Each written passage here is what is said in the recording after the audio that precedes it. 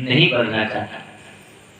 व्यास जी ने बहुत समझाने का प्रयास किया, लेकिन जब जान गए कि हमारे पुत्र शुकदेव जी नहीं मानेंगे, गृहस्थ आश्रम नहीं स्वीकार करेंगे, तो उन्होंने उनसे कहा, सुनो पुत्र, आप मेरी बात मानो या ना मानो, आप गृहस्थ आश्रम को स्वीकार करो या गृहस्थ आश्रम को न स्वीकार करो, लेकिन फिर भी मैं आपसे कहता हूं कि एक बार आप राजा जनक से जाकर मिलाइए।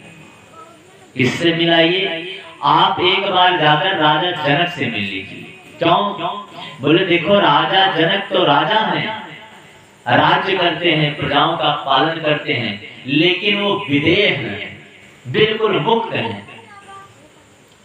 यानी धन संपदा होते हुए भी उनके धन संपदा का कोई मतलब नहीं है, राज्य करते हुए भी वो विरक्त हैं। इसलिए पुत्र मेरी मानो तो एक बार आप जाकर के जनक जी से मिलाओ। तो पिता की आज्ञा मानकर श्री सुखदेव जी महाराज जनक जी से मिलने के लिए आए। और जब जनक जी से मिलने के लिए आए तो जनक जी महाराज से पूछा कि महाराज आप ये बताइए, आप राजा हैं, इस नगर के राजा हैं, राज्य करते हैं, शत्रुओं का भी आक्रमण आपके राज्य पर होता होगा, आप उसकी रक्षा के लिए शत्रुओं का संहार भी करते हैं, आप बड़े आलीशान महल में हैं, सुंदर मखमल के बिस्तरे पर लेटे हुए हैं, बैठे हैं, नौकर चाकर आपके पास लगे हुए हैं, सारी सुख सुविधाएं हैं, आप सभी ऐश्वर्य का भोग कर रहे हैं, तो आप विरक्त कैसे हो गए, आप विदेह कैसे हो गए?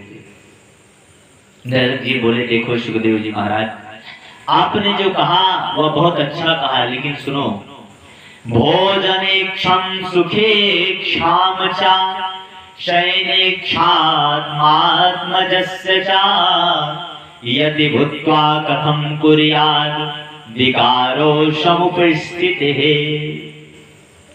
यदि मनुष्य के मन में भोजन की, सुख की, शयन की और पुत्र की इच्छा बनी रहे और वह कहे मैं सन्यासी हूं, तो उसका सन्यास धर्म व्यर्थ है। कोई सन्यासी हो, किसी ने गृहस्थ आश्रम का त्याग कर दिया हो, बोले कि मैं विरक्त हूं और घर में रहता हो, आलीशान बंगले में रहता हो, तो उसका विरक्त रहना व्यर्थ है। जैसे एक बार नारद जी महाराज पृथ्वी को सोचे कि ये बड़ा उत्तम लोक है, मैं भी चलूं घूम आऊं। तो घूमते हुए नारद जी महाराज एक महल के समीप से गुजरे। अच्छा, उस महल के समीप से गुजरे तो बगल वाले ही कमरे से बड़ी तेज तेज की किसी की आवाज आ रही थी। तो वहां कुछ लोग थे, तो नारद जी ने पूछा, भैया ये बताओ, ये कमरे में इतनी तेजी से कौन चीख रहा है, इतनी तेजी से कौन चिल्ला रहा है? बोले महाराज आप नहीं जानते, आप नए हैं शायद, ये मौनी जी महाराज हैं बोले।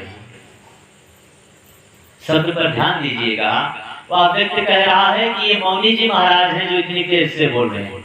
नारद जी बोले नारायण नारायण, क्या दशा। आगे बढ़े, कुछ बच्चे खेलते हुए उद्दंडता कर रहे थे, तो नारद जी ने उन बच्चों को समझाया और किसी से पूछा कि भैया ये किनके बच्चे हैं? बोले महाराज जी ब्रह्मचारी जी के बच्चे। आगे बढ़े, बड़ा आलीशान महल, रथ हाथी घोड़े सजे हैं। महाराज ये किसका बंगला है? ये तो पूरा शुद्ध लोक की तुलना कर रहा है। बोले आप जानते नहीं, ये सन्यासी जी का है, जिन्होंने व्रत धारण कर लिया। तो जनक जी वही सुखदेव को समझा रहे हैं कि सुखदेव समझो, हमारे पास सब कुछ है, नौकर है, चाकर है, यह राज्य है, आलीशान महल है, सुख पूर्वक मैं सोता हूँ, भोजन आदि हर एक चीज, समस्त ऐश्वर्यों का भोग करता हूँ, लेकिन मैं इन समस्त ऐश्वर्यों का भोग करते हुए भी इनका भोग नहीं करता हूँ। कैसे नहीं करता हूँ? बोले देखो, ना देहो न जीवात्मा नेन्द्रियाणि परन्तप मन यो मनुष्याणां कारणं बंध मोक्षयो।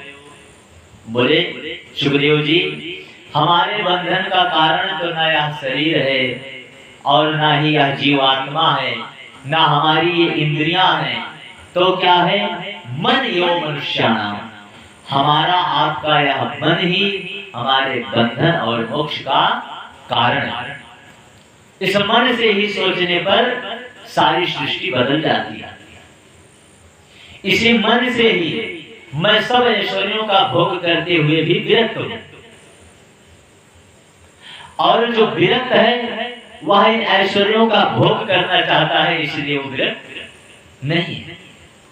विरक्त होना बहुत बड़ी बात नहीं है, संन्यास ले लेना बहुत बड़ी बात नहीं है, लेकिन गृहस्थ आश्रम में रह करके अपने कर्तव्यों का निर्वाह कर लेना ये बहुत बड़ी बात है।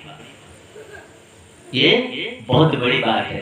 जैसे हम भगवान को याद करें, हम भगवान का स्मरण करें, तो यह मेरा मानना है कि इसमें बहुत बड़ी बात नहीं है।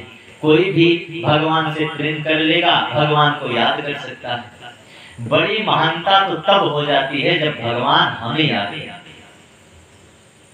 विशेष बात कब है? जब परमात्मा हमें याद करने लग जाए, तब विशेष हो जाता है। वैसे तो बहुत लोग परमात्मा को याद करते हैं।